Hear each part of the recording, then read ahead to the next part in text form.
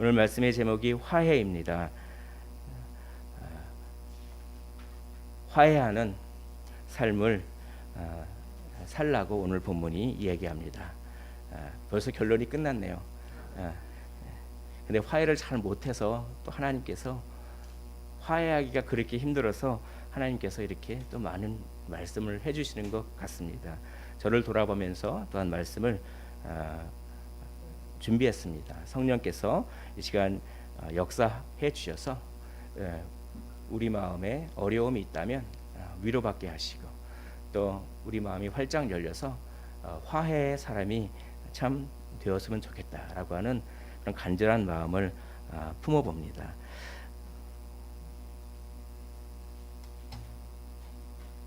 자, 큰 흐름을 보겠습니다. 산상수 맨 처음에 팔복을 얘기했죠. 팔복은 한마디로 십자가 때문에 눈이 바뀐 사람이다. 긍휼의 눈이 있고 거룩한 목표에 대한 눈이 있다. 그렇게 눈이 바뀐 사람은 영향력을 발휘하는 특별한 사람이 됩니다. 그래서 소금과 빛의 사람이 되고, 그런 특별한 사람은 바리새인과 서기관보다 더 나은 의를 가진 사람입니다. 위로부터 안으로, 안에서 밖으로, 즉 내면이 바뀐 사람이 된다라고 하는 것이죠. 위로부터 은혜가 내면 안으로 들어와서 내면 안에서 밖으로 자연스럽게 표출되는 그런 의, 이것이 서기관과 바리새인보다 더 나은 의입니다. 이런 의를 소유해야만 천국을 갈 수 있습니다. 그런데 이것은 좀 개념적이죠. 이제 우리 주님께서는 서기관과 바리새인보다 더 나은 의가 어떤 것인지 이제 개념적인 것도 설명하시지만 실예를 들어서 우리 실생활 속에서 이렇게 사는 것이 서기관과 바리새인보다 더 나은 의를 가진 사람이다라고 실예를 들어서 설명하는 것이 이제 5장 21절부터 5장 47절의 6개의 주제를 실례를 통해서 이럴 때는 이렇게 행동하는 사람이 서기관과 바리새인보다 더 나은 의를 가진 사람이다. 이런 흐름이 있습니다. 그 6개의 주제가 바로 이것입니다.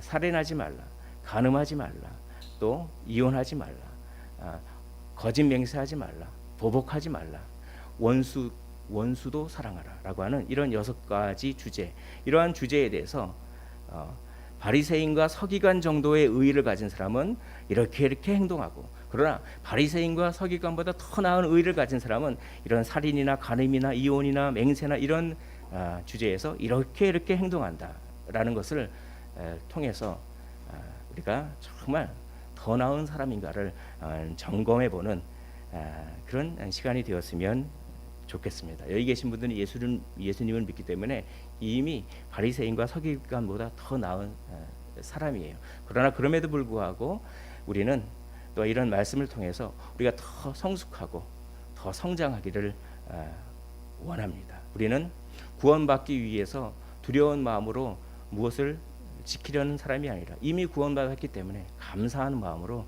이런 것들을 그렇게 힘써서 순종하려고 하는 그런 사람들이죠. 자, 그런데 여기 특별한 말이 반복됩니다. 이 6개의 주제는 너희가 이렇게 들었으나 나는 너희에게 이렇게 이르노니 라고 하면서 6번 반복합니다. 그래서 살인에 대해서, 간음에 대해서, 이혼에 대해서, 맹세와 보복과 사랑에 대해서 너희가 종교 지도자들에게 이렇게 들었으나 나는 너희에게 이렇게 말한다 라고 하면서 다른 해석, 참된 해석을 말씀해 주시는 것이죠. 그리고 이 참된 해석대로 사는 사람이야말로 서기관과 바리새인보다 더 나은 천국 백성이다 라고 말씀하십니다. 이게 6개의 대립 명제, 좀 어렵죠. 종교 지도자들은 너희에게 이렇게 말했으나 나는 이렇게 얘기한다 라고 하면서 6개의 대립 명제를 통해서 율법의 참된 의도가 무엇인지, 그리고 더 나은 의가 무엇인지 설명하십니다. 자, 먼저 너희가 들었으나 라고 하는 말씀을 보겠습니다. 너희가 들었으나, 이것은 무엇입니까? 왜곡된 해석에 대한 말씀입니다. 왜곡된 해석에 대한 말씀이죠. 자, 21절에 보시면 옛사람에게 말한 바, 옛사람에게 말한 바, 이 모세 율법이라든지 이런 걸 말하는 거예요. 살인하지 말라. 누구든지 살인하면 심판을 받게 되리라 하였다는 것을 너희가 들었으나. 우리 예수님은 지금 구약 성경을 부정하는 분이 아닙니다. 구약 성경을 완성하신 분이죠. 지금 우리 주님은 무엇에 대해서 반론을 펴십니까? 구약 성경 자체에 대해서 반론을 펴시는 것이 아니라 구약 성경에 대한 잘못된 해석을 통하여 너희가 들은 것에 대해서 반론을 피는 거지, 구약 성경 자체를 무시하는 분이 아닌 것이죠. 그들의 해석에 대한 것입니다. 이게 중요한 것이죠. 카스는 이렇게 얘기합니다. 구약의 어떤 것을 부정하는 것이 아니라 구약에 대해 그들이 이해하는 어떤 것을 부정하셨다라고 하는 것입니다. 그들은 어떻게 이해했을까요? 여기 보면 옛사람에게 말한 바 살인하지 말라. 이거는 살인하지 말라. 이것은 십계명에 있습니다. 십계명을 그대로 인용한 것입니다. 자, 아주 교묘한 짜깁기를 해요. 짜깁기. 우리 이단들이 성경 말씀을 구절구절을 교묘하게 짜깁기를 해가지고 이상한 논리를 만들어냈는데 그거랑 아주 비슷합니다. 자, 살인하지 말라는 십계명이에요. 십계명. 이 십계명은 원리에 대한 얘기예요. 일종의 헌법과 같은 것입니다. 헌법은 어떤 구체적인 판례라든지 구체적인 법이 아니에요. 그것은 굉장히 그 헌법 안에 넓은 뜻이 있어요. 그러니까 살인하지 말라라는 것은 라고 하는 것은 십계명이기 때문에 그것은 헌법과도 같고 거기는 아주 넓은 뜻이 있어요. 폭넓은 뜻이 있습니다. 그런데 이 살인하지 말라라는 말 뒤에 무엇을 갖다 붙였냐면 누구든지 살인하면 심판을 받게 되리라. 이 말 자체는 옳습니다. 그러나 이것은 판례법이에요. 일종한 살해에 해당하는 법이라는 것이죠. 그러니까 이건 뭐냐면 민수기라든지 레위기에 보면은 살인하면 살인자는 고의로 살인하면 생명으로 그것을 갚는다. 뭐 이런 것들이 있어요. 이 두 가지를 그렇게 두 가지를 교묘하게 붙여놓은 거예요. 그러면 어떻게 되느냐? 원리를 말하는 십계명에다가 어떤 특수한 사례를 말하는 계명을 붙여놓으면은 그 십계명 원리를 말하는 계명의 의미가 축소돼 버립니다. 축소돼서 그들은 율법의 의도와 의미를 굉장히 축소해서 살인하지 말라라고 하는 십계명에는 눈에 보이는 살인뿐만 아니라 더 많은 미워하는 마음까지 원래는 그런 것이었는데 의미를 실제로 살인하는 행위 자체로 확 축소해버리는 그런 자기 나름대로 짜깁기 그런 잘못된 해석, 그것을 너희가 들었으나 이런 얘기입니다. 자, 율법의 의미와 요구를 축소했습니다. 십계명은 어떤 판례와 병치시켰다. 제가 지금 설명한 것이죠. 그래서 로이드 존스가 이렇게 얘기합니다. 그들이 잘못된 점은 바리새인들이 이 두 가지를 병치시켜서 살인하지 말라는 뜻을 감소시켜 실제 살인을 범하는 문제로 격화시켰다는 것에 있습니다. 그들이 이렇게 해석을 했습니다. 알티 프란스는 이어지는 어구는 구체적인 본문을 인용한 것이 아니고 구약 성경에서 살인에 대해 사형을 규제한 것을 개관하고 있다. 이 얘기입니다. 그래서 어떤 원리에 해당하는 것과 구체적인 규제를 둘을 합침으로써 어떤 율법의 의미를 확 축소해버렸죠. 교묘한 짜깁기입니다. 짜깁기. 그러고 나서 그럼 살인하지 말라는 실제로 구체적인 살인 행위만 하지 않으면 내가 이 십계명에 살인하지 말라라는 율법을 지켰다. 이렇게 생각해버린 거예요. 그래서 바리새인들은 나는 구약의 계명을 다 지켰어. 그렇게 본인들이 의미를 확 축소해 놓고선 나는 구약의 계명을 다 지켜서 나는 의로와 그래서 나는 구원받아. 이렇게 바울조차도 그랬습니다. 그러나 바울이 율법의 참된 의미를 깨닫자 이것이 아니었구나. 전에는 내가 율법을 완벽하게 지킨다고 생각했는데 교묘한 짜깁기 때문에 그랬죠. 그런데 내가 율법의 진정한 의도를 알고서는 나는 죽을 수밖에 없는 존재구나. 이걸 깨달은 거예요. 그걸 로마서 7장에서 이렇게 고백합니다. 우리 로마서 7장 9절을 화면을 보면서 한번 읽어보도록 하겠습니다. 시작. 전에 율법을 깨닫지 못할 때에는 내가 살았더니 계명이 이름에 죄는 살아나고 나는 죽었다. 전에 율법을 깨닫지 못할 때가 뭡니까? 율법을 나는 다 지킬 수 있다고 생각했던 거예요. 율법의 진정한 의미를 깨닫지 못할 때는 내가 살았어요. 나는 뭐 의로워. 나는 다 지켜. 구약 성경의 율법을 다 지켜. 그러나 계명이 이름에 율법의 진정한 뜻이 내 안으로 싹 들어왔을 때, 내 안에 내가 얼마나 죄가 많은지 막 죄가 생각나는 거예요. 죄가 계속 살아납니다. 내 안에. 율법의 진정한 의미를 알았을 때 내가 이렇게 행동했던 것도 죄였네. 이렇게 행동했던 것도 죄였네. 그렇게 죄는 살아나고 나는 죽었도다라고 오호라 곤고한 자로다. 누가 이 사망의 몸에서 나를 구원하랴라고 이렇게 고백하는 모습을 봅니다. 중요한 것은 율법의 정신이며 탐심으로 인한 실제 행위가 정죄받는 만큼 탐심 자체도 정죄받아야 하는 것이죠. 이것이 율법의 의도입니다. 이렇게 잘못된 해석에 대해서 이제 우리 주님은 올바른 해석을 말씀하십니다. 올바른 의도죠. 나는 너에게 이르노니 라고 이야기합니다. 올바른 의도는 그것이 아니다 라고 얘기합니다. 22절을 우리 화면을 보면서 한번 읽어보도록 하겠습니다. 시작. 나는 너희에게 이르노니 형제에게 노하는 자마다 심판을 받게 되고 형제를 대하여 라가라 하는 자는 공회에 잡혀가게 되고 미련한 놈이라 하는 자는 지옥불에 들어가게 되리라 라고 하는 것입니다. 실제 살인 행위가 아니라고 누구에게 화만 내도 살인 행위라는 것입니다. 행동으로 화를 내지 않고 마음속으로 분노의 감정을 품어도 살인이라는 것입니다. 형제에 대해서 라가는 텅 비었다. 그러니까 우리말로 이런 머리가 텅 빈 녀석 이렇게 얘기하는 거죠. 이런 골 빈 녀석, 이런 돌머리 이렇게 얘기하면은 살인한 거예요. 이게 또 형제에게 야 이 미련 곰탱이야. 우리 미련 곰탱이 이런 말도 많이 쓰지 않습니까? 미련 곰탱이야 하면 살인한 거예요. 뭡니까? 마음의 동기 차원으로 이것을 봐야 된다라고 하는 참된 의미를 알려주시는 것입니다.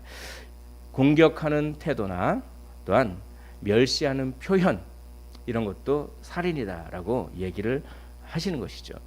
여러분 사람들을 파괴하는 데는 무수한 방법들이 있습니다. 얼마나 많은 방법이 있는지 모르겠습니다. 비방하고 소곤소곤대고 남의 허물을 뒤집어 이렇게 들춰내고 남들에게 수치심을 주며 따돌리고 무시하고 하는 것들이 전부 사람들을 파괴하는 무수한 방법들인데 이게 다 살인이에요. 누구를 비방하면 살인한 겁니다. 누구에게 수치심을 줘도 살인한 것이고 누구를 무시해도 살인한 것이며 막 소곤소곤대도 살인한 것입니다. 이런 본래의 의미를 축소시켜서 살인 행위 자체로만 해놓고 자기는 율법을 다 지켰다고. 그게 이제 바리새인과 서기관의 의예요. 그 정도 의를 넘어서야 되는 것이죠. 살인은 육체적 생명을 파괴하는 것만을 뜻하지 않습니다. 사람의 마음과 영혼을 파괴하며 어떤 형태로든 그 사람을 파괴하려는 것입니다. 참 살인을 많이 저질렀다 이런 생각을 많이 했습니다. 하루에도 수없이 살인을 저지르는구나. 참 그렇더라고요. 이 살인죄에서 벗어날 수가 없겠구나. 그런 생각을 참 많이 하게 되었습니다. 여기에 특별히 입술에 대한 얘기를 많이 해요. 라가 이런 쓸데없는 녀석, 참 그냥 쓸데없는 녀석 하면은 그 얘기를 계속 듣다 보면 막 사람이 위축돼서 칭찬을 많이 만약에 받지 않고 성장을 하게 되면은 여러 가지 문제가 참 있다고 그런 이제 사회학자들 이렇게 얘기를 하지 않습니까? 그냥 어느 정도 받아야 될 칭찬이 있는 건데, 그렇죠? 꼭 칭찬할 만한 행동을 안 해도 그 존재 자체 때문에 그냥 칭찬을 받아야지 제대로 크는 게 사람인 것 같습니다. 자꾸 쓸데없다 그러고 그러면은 이제 그걸 받아들이기 시작해요. 나는 쓸데없는 존재인가? 이렇게 사람을 파괴하는 것이죠. 입술이 그렇게 또 미련한 자라고 나는 미련한가? 난 뭘 해도 지혜로운 생각을 하지 못하나? 막 스스로 위축되고 그래가지고 막 살인이죠. 이렇게 입술로 하는 살인에는 이렇게 공격적으로 하는 것도 있지만 요런 살인도 있습니다. 입술과 관련한 요런 살인. 이게 뭡니까? 침묵만큼 폭력이 없어요. 침묵만큼 입술로 하는 것에서 그렇게 남을 파괴하는 것이 없습니다. 아무 대꾸도 안 하고. 내가 아무 대꾸를 하지 않음으로 말미암아 당신을 괴롭힐 거야라고 하는 마음의 동기가 있다면 그건 살인이죠. 뜨겁게 공격적인 말을 쏟아붓는 것만큼 아주 차갑게 침묵하는 것도 똑같이 살인하는 입술의 죄다라고 성경은 이야기하는 것입니다. 저 침묵 많이 하는데 어떡하죠? 이 침묵은 우리가 이렇게 우습게 넘길 것이 아닙니다. 왜냐하면 예수님이 어떤 의미에서는 십자가에서 이 침묵의 고통을 당하신 거예요. 성부 하나님이 아무런 대답도 안 하시고 그렇게 사랑의 어떤 교제를 하셨는데 관계가 딱 단절돼가지고 그게 얼마나 힘드셨던지 엘리 엘리 라마 사막타니 나의 하나님 어찌하여 나를 버리시나이까. 어떻게 보면 이런 침묵의 고통과 가까운 것이죠. 그것이 남을 아주 그냥 신랄하게 그냥 입술로 강하게 공격하는 것만큼 침묵도 그렇게 사람을 파괴한다라고 하는 것을 한번 생각해 보았습니다. 그런 사람은 지옥불에 떨어지게 됩니다. 이 지옥불은 이 헬라어로 게엔나라고 합니다. 한번 따라해 볼까요? 게엔나. 예, 여러분들은 또 지식이 하나 늘었습니다. 이 게엔나는 헬라어인데 어디서 왔냐면 히브리어에서 왔습니다. 히브리어에서 개 흰놈에서 나왔습니다. 자, 한번 따라해 볼까요? 개 흰놈.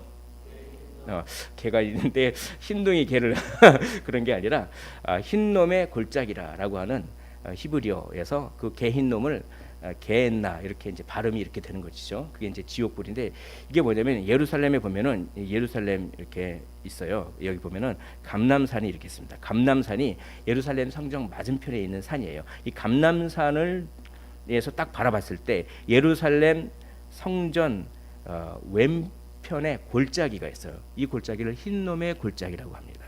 또 성전 오른쪽이죠. 어떻게 보면 성전에서 봤을 때는 이 흰놈의 골짜기에서 어떤 일이 벌어졌었냐면 한때 인신제사 사람을 막 불태웠어요. 여기서 원래 인신제사는 몰렉 신이라고 하는 모압이나 암몬 뭐 이런 이방 신들을 섬길 때 인신 제사를 막 하는 거예요. 여호와의 법은 어떻게 하나님의 형상인 사람을 그냥 불태워서 그냥 그럽니까? 근데 이런 일이 있었어요. 한때 막 이방 신들에게 이스라엘 그 왕들이 막 그렇게 타락해서 그러니까 여기에 저주받은 것이고 어떤 전통에 의하면 여기에 막 쓰레기들을 갖다가 여긴 저주받은 곳이야라고 하면 쓰레기를 갖다가 여기서 막 태웠습니다. 그 쓰레기 소각장이야. 그래서 이 흰놈의 골짜기에는 항상 불이 막 뭡니까? 계속 쓰레기가 타면서 뭐 화장터 같은 거죠. 불이 계속 타고 있었던 그런 이미지가 있습니다. 그래서 그거를 지옥불이다, 게엔나다 이런데 떨어지게 된다. 그렇게 살인하는 자는 이렇게 말씀을 하시는 것입니다. 마태복음 25장 41절에 마귀와 그 사자들을 위하여 예비된 영원한 불이라고 하는 얘기가 있는데 그 불의 이미지가 바로 이 흰놈의 골짜기에서 막 쓰레기가 소각되면서 365일 불길이 끊이지 않는 그런 모습을 보면서 그것이 아마 이렇게 이미지화 된 것이 아닐까 학자들이 이렇게 얘기를 합니다. 오늘 이 구절을 통해서 우리는 두 가지의 주제를 조금 더 생각해 볼 필요가 있습니다. 첫째로는 그러면 예수님은 화 안 내셨습니까? 예수님은 성전 청결 사건 때 성전에서 매매하는 사람들을 보면서 막 분노하시고 그리고 예수님은 또 뭐 위선하는 바리새인들을 보면서 화 있을진저 이 뭐 어쩌고 저쩌고 이 마귀의 새끼들이라 그러고 막 그렇게 화 내시지 않으셨습니까? 그건 어떻게 설명하시겠습니까? 이런 문제가 있어요. 그럴 때 예수님의 분노는 거룩한 분노다라고 하면서 이렇게 해석을 합니다. 죄와 불의 자체에 대한 분노다. 개인적 자아가 아니라 죄와 불의 자체에 대한 분노, 이 거룩한 분노는 성경이 인정하고 있습니다. 우리도 거룩한 분노를 할 수가 있어요. 분노를 화를 내지만 죄가 안 되는 화가 있다는 것입니다. 그것은 죄와 불의 그 자체에 화를 내면 됩니다. 그 자체에 대한 거룩한 그 옳지 못한 것에 대한. 그런데 여기서 아주 미묘해요. 이거 그런데 참 여기서 미묘합니다. 분명히 옳지 않은 것에 대해서 화를 내지만 어떻게 하다 보니까 사람을 미워하게 되는 거예요. 예수님은 그렇지 않으셨습니다. 예수님은 자기의 인격에 대한 모독과 침뱉음을 당하시고 막 조롱을 당하셔도 주여 저들이 하는 것을 용서해 주십시오. 저들이 하는 것을 모릅니다. 자기 자아에 대해서는 전혀 화를 내시지 않고 그 죄와 불의 자체에 대해서 이렇게 화를 내셨죠. 우리도 그렇게 할 수 있는데 이런 얘기가 있어요. 자, 때때로 우리는 정확하게 문제의 옳고 그름을 분별하게 됩니다. 그래서 옳은 것을 우리가 선택할 수가 있어요. 심지어. 그런데 우리가 이게 옳은 거야. 이게 옳은 것인데 그걸 반대하는 사람들이 나타나요. 반대하는 사람들이 나타나면 어떤 현상이 벌어지냐면 그 반대하는 사람들의 의견 이게 확실히 성경적으로 옳은 건데 그걸 내가 선택했어요. 그런데 그걸 반대하는 사람이 나타나면 반대하는 사람의 의견에 대해서만 분노를 해야 되는데 내가 옳다고 뭔가를 주장할 때 내 자아가 거기에 깊이 관련이 되어 있어서 어느덧 나를 반대하는 사람이 나를 공격하고 있다고 생각하게 됩니다. 그래서 어떡합니까?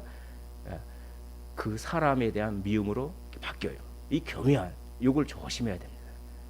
그래서 실제로는 공의의 행동, 옳은 것을 하고 있다고 생각하면서 실제로는 자기 변호를 하고 있어요. 이것을 조심하라고 카슨 교수가 얘기합니다. 이거 되게 저한테는 많이 와닿은 얘기인데 그분의 말씀을 그분의 이야기를 한번 읽어보겠습니다. 때때로 우리는 정확하게 문제의 옳고 그름을 분별하게 된다. 그러나 바른 쪽을 선택함에 있어서 우리의 자아는 그 바른 쪽이라고 하는 그 문제에 깊이 관여하게 되므로 반대자들은 잘못됐을 뿐만 아니라 의견이 잘못됐다고 하는 건 괜찮아요. 그런데 이 반대자들이 우리를 공격하는 것처럼 보입니다. 그래서 우리가 분노로 반응하게 될 때 사실은 자신을 변호하는 데 보다 큰 관심을 가지면서도 진리와 옳은 것을 변호하고 있다고 자신을 기만할 수도 있다. 이겁니다. 이건 성경적으로 옳은 거야. 맞습니다. 성경적으로 옳은 거야. 그래서 그것을 하다가 보면은 또 어떤 사람을 공격하게 될 수 있다라고 하는 것이 저 자신을 많이 돌아보게 되는 것이죠. 거룩한 분노는 그러므로 이런 것이 되어야 됩니다. 바로 로이드 존스가 얘기했듯이 우리의 분노는 죄에 대해서만 나타내져야 합니다. 죄인에게 분노감을 느껴서는 아니 되며 죄인에게는 오히려 슬픔과 동정을 품을 수 있어야 합니다. 라고 합니다. 죄는 미워하고 죄인은 불쌍히 여기는 것이 거룩한 분노. 화를 내되 죄가 되지 않은 화를 그렇게 짓는 것이죠. 그렇게 하는 것이죠. 분노 자체는 성경이 인정하고 있습니다. 에베소서 4장 26절에 분을 내어도 죄를 짓지 말며, 이게 모순처럼 보이지만 모순이 아닙니다. 죄가 안 되는 거룩한 분노를 성경은 인정하고 있으니, 그러나 이 교묘한 것을 잘 분별하셔서 죄는 미워하고 죄인은 불쌍히 여기십시오. 그것이 예수님을 닮는 길입니다. 또 우리는 이 구절을 통해서 악의 일상성을 압니다. 한번 생각해 봅니다. 악은 평범한 곳에 존재합니다. 우리가 라가라하고 이 골빈 녀석아, 이 텅빈 녀석아, 이 미련한 자라. 이거는 우리가 일상 생활을 통해서 자주 어떻게 보면 쓰는 말일 수도 있죠. 그런데 그것이 살인이라고 하고 지옥불에 떨어진다고 합니다. 그러니까 악이라고 하는 것은 우리의 평범한 일상 속에 있어요. 이 문제를 한번 잠깐 생각해 보려고 합니다. 한나 아렌트가 이렇게 얘기했어요. 악이란 뿔 달린 악마처럼 별스럽고 괴이한 존재가 아니며 사랑과 마찬가지로 언제나 우리 가운데 있다라고 합니다.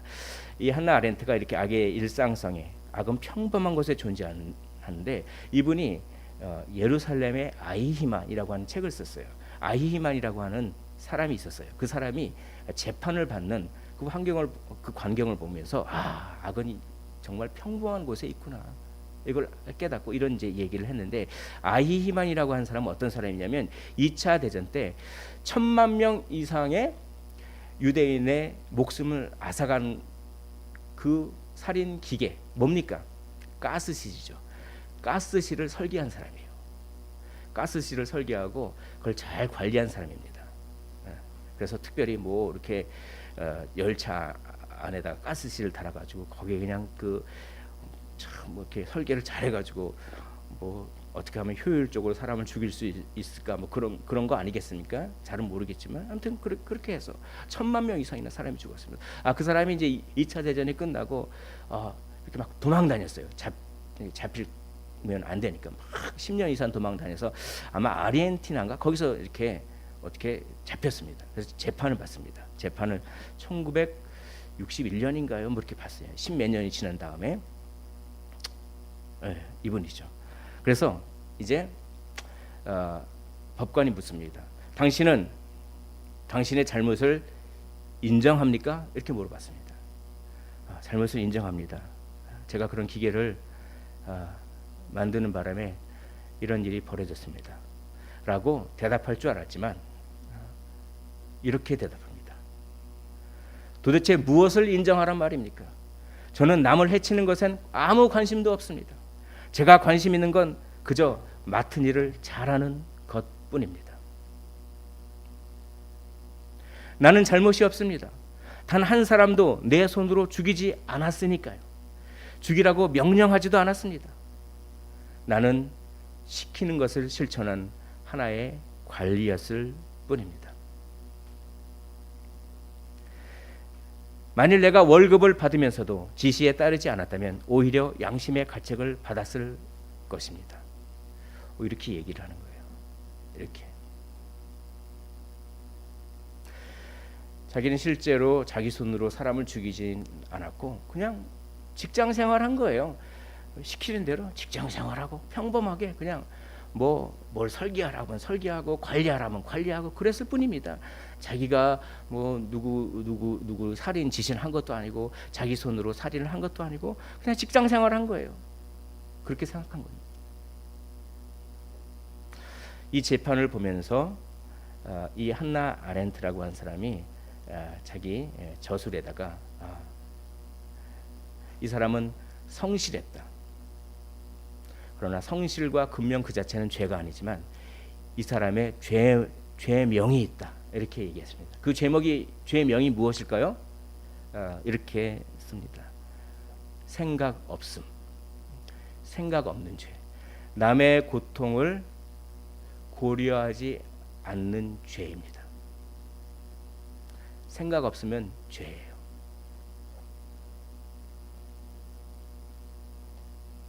이렇게 얘기합니다.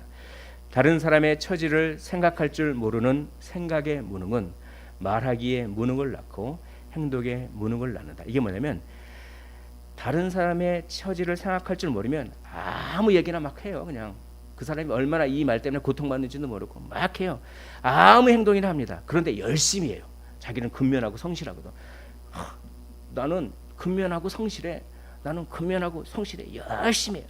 자기가 열심히 하면 할수록 다른 사람은 고통받는데 생각이 없어. 그러나 자기는 열심히 해. 나는 근면하잖아. 나는 성실하잖아.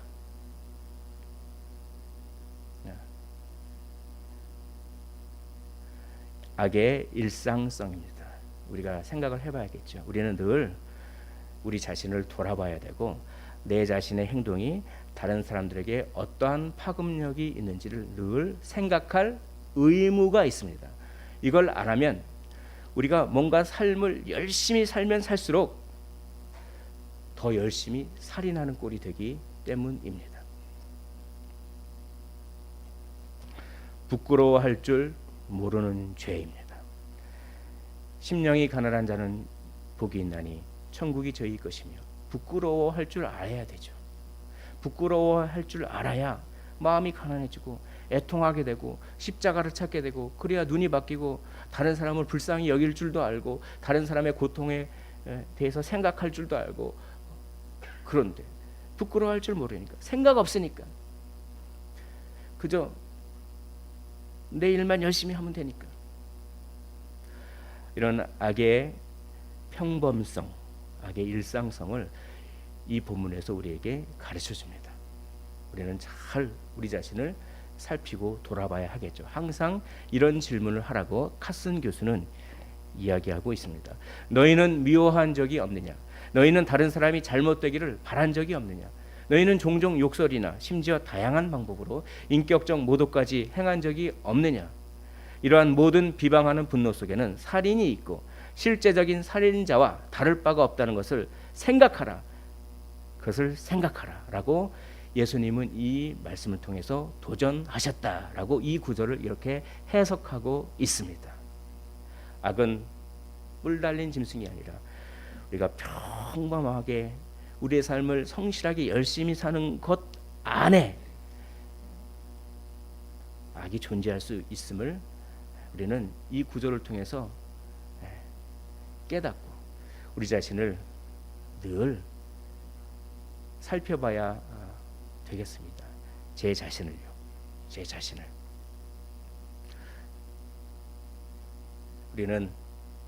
저는 생각이 있어야 될 것 같습니다.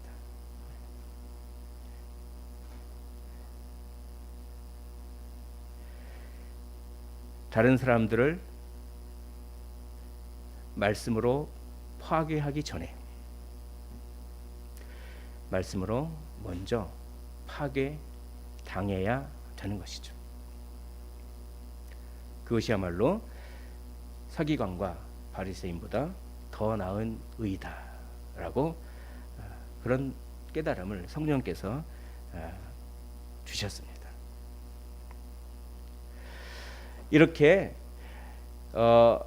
이 말씀의 진정한 의도, 계명의 진정한 의도를 밝히신 다음에 두 개의 예화를 연이어서 이야기합니다. 이건 뭐냐면 이제 살인하지 말라라고 하는 것에 대한 적극적인 성격이 있어요. 그걸 강조하시는 거예요. 그러니까 수동적으로 해야 하지 않을 것을 하지 않는 것도 좋지만 그것을 넘어서서 적극적으로 해야 할 것을 해야 하는 것이죠. 적극적으로 화해하라는 것입니다. 적극적으로, 아주 적극적으로 화해하라 이것입니다. 그리고 재빨리 화해하라 하는 것입니다. 이것이 두 개의 예화인 것입니다. 23절과 24절을 우리 화면을 보면서 화면에 있는 대로 한번 읽어보시겠습니다. 시작.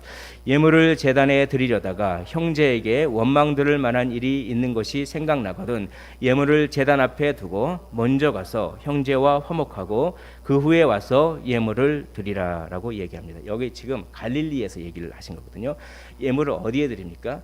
예루살렘에 드리죠. 180km나 떨어져 있어요. 180km 양을 몰고 가는 거예요. 180km. 그리고 양이 흠이 나면은 도중에 가다가 양이 졸아서 어디에 부딪혀서 그래서 까졌어. 그러면 어떻게 합니까? 그 흠이 있는 거는 제물을 못 드려. 그럼 다시 돌아가서 또 양을 끌고 그런 고생을 해가지고 물론 그런 것 때문에 완전 이렇게 성전 가까운 곳에 양을 팔고 하긴 했죠. 그 자체는 죄가 아닙니다. 그러나 다른 것 때문에 죄라고 하는데 아무튼 그렇게 그냥 고생하면서 180km를 한 일주일 동안 막 왔어요. 그런데 갑자기 생각나는 거야. 내가 저 사람한테 상처를 줬나? 생각나는 거야. 그럼 뭡니까?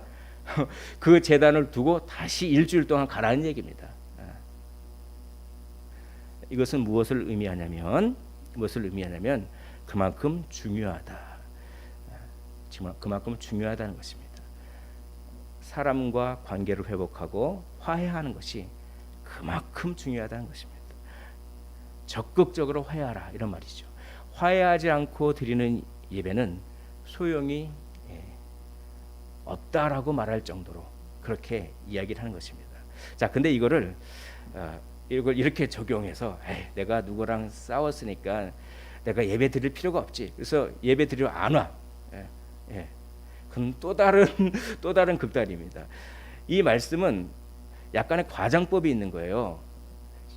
이거는 무엇에 대한 얘기냐면 이거에 대한 얘기입니다. 적극적으로 화해하라는 얘기이고 또한 이것에 대한 얘기입니다. 자, 예배에 대한 의식으로 마음을 대체할 수 없다. 이걸 또 얘기하기 위한 거예요. 내가 마음에 그냥 바리새인과 서기관은 뭐 마음이 아무리 그래도 내가 예배만 잘 드리면 끝이다 이렇게 생각했어요. 마음과 예배를 대체했어요. 그렇게 하지 말라는 거예요. 그런 의미로 이렇게 얘기하신 겁니다. 그러면 어떻게 해야 됩니까? 어떻게 해야 돼요? 예물을 드리고 진심으로 회개해야 됩니다. 그리고 다시 가서 그 사람에게 화해하는 것이죠. 그러니까 우리도 일단 예배 전에 뭔가 꺼림직하고 화해할 거가 있으면 적극적으로 화해하시고, 근데 그런 기회가 안 되면 내가 화해를 못하니까 예배 안 온다 이게 아닙니다. 예배를 와서 정말 통회하고 회개하고 그리고 힘을 받아서 예배 끝나자마자 가서 화해하라는 것입니다. 그렇게 이거를 적용해야 되는 거예요. 이거는 예배 의식으로 마음을 대체할 수 없다라고 하는 차원이 있는 것이기 때문에 그렇게 이걸 적용해야 됩니다. 그런데 만약에 예배 때 은혜를 받았어요. 근데 예배 끝나고 가서 화해를 안 해. 그러면 그때는 그 예배는 소용이 없는 것입니다. 근데 사람이 화해가 그렇게 쉽게 됩니까? 안 되죠. 그러면서 주님께 기도하면서 계속 주님이 어떻게 하시냐면 나중에는 계속 거룩한 부담을 주세요. 안에 성령이 계신 분이라면 계속 거룩한 부담을 주셔서 결국에는 화해하게 이제 하시는 거죠. 그리고 난 다음에 드리는 예배는 얼마나 꿀맛같이 단지 모르겠습니다. 또 이렇게 이 화해하라는 것을 또 이렇게 우리 적용해 볼 수가 있습니다. 우리가 구체적으로 누구에게 싸우거나 그럴 때는 화해하면 되는데 마음속으로 미워하는 것에는 어떻게 합니까? 그냥 누구 찾아가서 나 사실 몇 월 며칠 몇 시에 너 미워했어. 그리고 그 다음날 또 가서 나 사실 그 다음날 너를 또 미워했어. 자꾸 이렇게 얘기하라는 얘기입니까? 그게 아니죠. 하나님과 그거에 대해서 이렇게 막 생각을 하는 이렇게 풀고 하라는 얘기입니다. 그런데 이럴 경우가 있어요. 어떤 사람에 대한 미움이 계속 그치지 않아서 그 사람과의 관계가 어려워지게 될 때는 그때는 생각으로 미워하는 것도 하나님께서는 요구하실 때가 있어요. 그래서 제가 아는 어떤 분이 참 자기 직장 상사한테 계속 쪼임을 당하면서 조인트를 막 그래가지고 마음으로 미워했어요. 마음으로 계속 미워했어요. 그래서 주님께 회개하고 그랬어요. 그런데 또 미워했어요. 계속 미움이 생겨요. 근데 어느 날 기도하는 가운데 성령께서 이렇게 음성을 들려주시라고 한 거예요. 네가 마음으로 미워한 생각을 그 사람에게 가서 이야기하고 용서를 구해라. 그걸 어떻게 하면 내가 마음으로 이렇게 마음으로 죄를 진 거를 마음으로 미워한 걸. 근데 기도할 때마다 그 생각이 드는 거예요. 기도할 때마다 이 부담감이 계속 있는 거예요. 기도할 때마다 너 그렇지 않으면은 네가 찬양하는 거 내가 안 받아줄 거야. 막 이런 막 생각도 막 떠오르게 하시고 그냥 맨날 며칠 그냥 성격도 내성적이고 그런 거 못하는 사람이었는데 막 그렇게 하다가 결국은 하나님께서 막 그렇게 하시니까 몇 날 며칠 그렇게 하다가 일주일 2주를 그렇게 하다가 예배가 건조해지고 그냥 뭐 하나님과 내가 단절된 것 같고 그래서 도저히 못 견뎌서 가서 그냥 그 직장 상사한테 초콜릿을 하나 준비해서 딱 주면서 제가 마음으로 미워했습니다. 왜냐면은 그렇잖아요. 좀 봐주면서 할 수도 있는데 왜 그걸 그렇게 하십니까? 사실 제가 열심히 안 한 것도 아니고 하려고 그러는데 왜 그렇게 얘기를 했습니까? 어떤 일이 벌어졌을까요? 막 웃더니 야 생각을 하는 거 생각으로 미워할 수도 있지 뭐 그런 걸 가지고 와서 나한테 얘기하느냐라고 얘기를 했는데 그 다음에 아주 관계가 너무 좋아졌다고 합니다. 그렇게 생각으로 한 것을 화해하고 용서한 사람은 그 사람에 대한 미움의 감정이 안 생기는 거예요. 안 생기고 생기더라도 이제 그 미움의 감정이 지배하지 않습니다. 그리고 그 당사자는 최대한 또 조심하려고 하는 그런 어떤 경험이 있다고 합니다. 그러니까 이게 이제 케이스 바이 케이스인데 우리는 항상 성령의 음성에 사실 뭐 이런 것까지 순종히 하는 것까지도 성령이 요구하실 때가 있어요. 그러면 우리는 그것도 해야 돼요. 그러면 그 뒤에 엄청난 복이 있습니다. 엄청난. 우리는 이렇게 화해의 사람이 되어야 하는 것이죠. 이게 오늘 본문이 이야기하고 있는 것입니다. 25절에 너를 고발하는 자와 함께 길에 있을 때 급히 사화하라. 그 고발하는 자가 너를 재판관에게 내어줘. 재판관이 옥리에게 내어줘 옥에 가둘까 염려하라. 이게 뭐냐면 그 당시에는 빚을 못 갚으면은 지금 우리는 이거는 민사예요. 형사법이 아닙니다. 민사로 해결해야 돼요. 합의를 보거나. 근데 그 당시에는 빚을 못 갚으면 형사처벌이 가능했다고 합니다. 그래서 옥에 가둘 수가 있어요. 옥에 가둘 수가 있어요. 그러니까 어떻게 합니까? 이 형사처벌을 면하려면 급히 사화하라. 이게 뭡니까? 급히 합의 보라 이겁니다. 급히 화해하라는 것입니다. 이런 비유를 드는 거예요. 그렇게 긴급하게 화해하라. 화해를 미루지 말라라고 하는 말씀을 하는 것이죠. 즉시 화해하라라고 하는 말씀을 하는 것입니다. 근데 만약에 그렇게 화해하지 않고 합의 보지 않으면 26절 우리의 26절도 한번 화면 보시면서 읽어보도록 하겠습니다. 시작.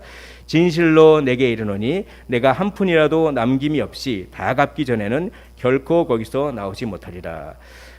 만약에 화해하지 않고 합의 보지 않으면은 그냥 감옥에 딱 집어넣어요. 근데 그 당시에 법은 뭐냐면 다 갚기 전까지는 못 나와요. 이게 우리는 지금 징역 몇 년 해서 뭐 그런 거랑 상관없이 몇 년을 채우면 나오잖아요. 근데 그때는 고대 법이 그랬답니다. 다 갚기 전까지는 못 나오는 거예요. 근데 이게 어떻게 보면 상당히 어폐가 있는 게 경제 활동을 못 하잖아요. 감옥에 갇히면 경제 활동을 못 하면 어떻게 합니까? 그럼 영원히 못 나오는 거예요. 자, 이 비유를 왜 주님이 하시냐면 그렇게 화해하지 않으면 결국 뭔가 감옥에서 나오기 불가능한 영원한 감옥이 있는데 그런 운명을 맞을 것이다. 그래서 진실로라고 앞에 제가 노란색으로 했죠. 이게 아멘입니다. 우리 주님은 아멘을 앞에다 하세요. 우리는 아멘을 뒤에다 하죠. 이렇게 되기를 원합니다. 아멘. 근데 우리 주님은 아멘을 먼저 해요. 이건 뭡니까? 내가 이후에 하는 말은 무조건 이루어진다라고 하는 신적 권위를 가르치는 아멘의 아주 독특한 용법이에요. 그래서 이거는 이 성경을 번역할 때 진실로라고 번역하기보다는 아멘이라고 한번 그냥 살려서 번역하는 것도 좋을 것 같아요. 우리가 진실로라는 말도 있죠. 진실로 내게 이르노니. 이건 뭡니까? 아멘 내게 이르노니. 지금부터 내가 하는 말은 신적 권위의 말이다라고 하는 것이죠. 이런 신적 권위로 이런 얘기를 했다는 것은 영원한 종말론적인 감옥을 의미하는 겁니다. 영원한 지옥불을 의미하는 것이죠. 이것이. 그런데 이 26절에는 놀랍게도 복음이 숨겨져 있습니다. 이 26절에는 우리는 이 율법의 진정한 기준으로 보면 맨날 살인하잖아요. 우리는 다 갚을 수가 없습니다. 우리 힘으로는 다 갚을 수가 없기 때문에 감옥에서 나오기 불가능해요. 그런데 감옥 밖에 있는 어떤 존재가 대신 갚아주면 나올 수 있는 거예요. 대신 갚아주면. 이 복음이 여기 딱 숨겨져 있어요. 누구십니까? 예수 그리스도죠. 왜 예수님입니까? 예수님은 하나님과 동등된 분이기 때문에 예수님이 값을 갚아줘야 그 하나님과 동일한 값어치가 있기 때문에 온전히 갚아줄 수가 있는 거예요. 그리고 예수님은 온전한 인간이십니다. 예수님이 갚아줘야 그것이 우리의 일이 됩니다. 우리와 상관이 있는 일이 됩니다. 왜냐하면 예수님은 참 하나님이시며 참 인간이시기 때문에 그렇습니다. 그러므로 예수님이 갚아 주시고 그 예수님을 믿는 우리는 죽음의 빚이 면제돼서 영원히 살 수 있음을 26절에 이 복음을 우리 주님께서는 이렇게 실어 놓으셨습니다. 요한일서 4장 10절에 사랑은 여기 있으니 우리가 하나님을 사랑한 것이 아니요 하나님이 우리를 사랑하사 우리 죄를 속하기 우리의 죄의 빚을 다 갚기 이런 얘기입니다. 우리의 죄를 속하기 위하여 화목제물로 그 아들을 보내셨습니다. 바리새인보다 더 나은 의는 주어지는 것이에요. 그것은 우리 스스로 노력으로는 감옥에서 나올 수가 없습니다. 다 갚을 수가 없습니다. 바리새인보다 더 나은 의는 예수님에 의해서 주어지는 수동적인 의, 칭의, 우리의 어떤 공로와 상관없이 예수님을 믿음으로 말미암아 의로운 사람이라고 법정에서 선포되듯이 그렇게 수동적으로 받는 의다라고 하는 이 놀라운 은혜를 우리가 여기서 알게 되는 것입니다. 사도 요한은 또한 이렇게 얘기합니다. 사랑하는 자들아 하나님이 이같이 우리를 사랑하셨은즉 우리도 서로 사랑하는 것이 마땅하도다. 이와 같은 은혜를 받은 이러한 수동적인 은혜, 이러한 바리새인과 서기관보다 더 나은 은혜를 그 의를 일방적으로 은혜로 받은 우리는 우리 안에 성령이 계셔서 성령이 강권하시고 성령이 인도하셔서 우리는 다른 사람을 사랑하는 것이 마땅하다고 생각하게 됩니다. 그걸 그렇게 표현한 거예요. 사랑하는 자들아 하나님이 이같이 우리를 사랑하셨은즉 우리도 서로 사랑하는 것이 마땅하도다 라고 사도 요한이 이야기합니다. 십자가 그 위에 나 죽었네. 그 사랑 내 속에 강같이 흐르네. 십자가 그 위에서 나는 죽었습니다. 화내는 나는 죽었습니다. 살인하는 나는 죽었습니다. 나의 공로와 나의 의는 죽었습니다. 다 갚아주시는 예수만이 내 안에 살아 계십니다.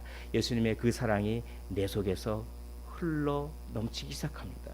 예수님의 그 사랑이 내 속에서 강같이 흘러서 나를 사로잡아서 나는 서로 사랑하는 것이 마땅하게 느껴지는 것이죠. 이것이 살인에 대한 바리새인과 서기관보다 더 나은 의를 가진 사람을 이야기하고 있는 것입니다. 여러분, 우리는 십자가의 길을 가야 합니다. 십자가의 길은 다름 아니라 화해의 길입니다. 왜냐하면 예수님께서 십자가에서 우리와 하나님과의 사이를 화해시켰기 때문에 우리가 십자가의 길을 간다고 하는 것은 화해의 길을 가는 것과 뗄래야 뗄 수가 없는 것입니다. 십자가의 길은 화해의 길입니다. 늘 마음을 생각하십시오. 나의 마음에 어떠한 분노가 있는지 생각하십시오. 나의 행동의 파급력이 타인에게 어떠한 고통을 주는지 늘 생각하라고 본문은 얘기합니다. 그리고 난 다음에 빨리 화해하십시오. 죄는 미워하고 죄인은 불쌍히 여기십시오. 예수님처럼 그렇게 사셔서 예수님의 제자로서 영광스러운 십자가의 길을 가시기를 주님의 이름으로 축원을 드립니다.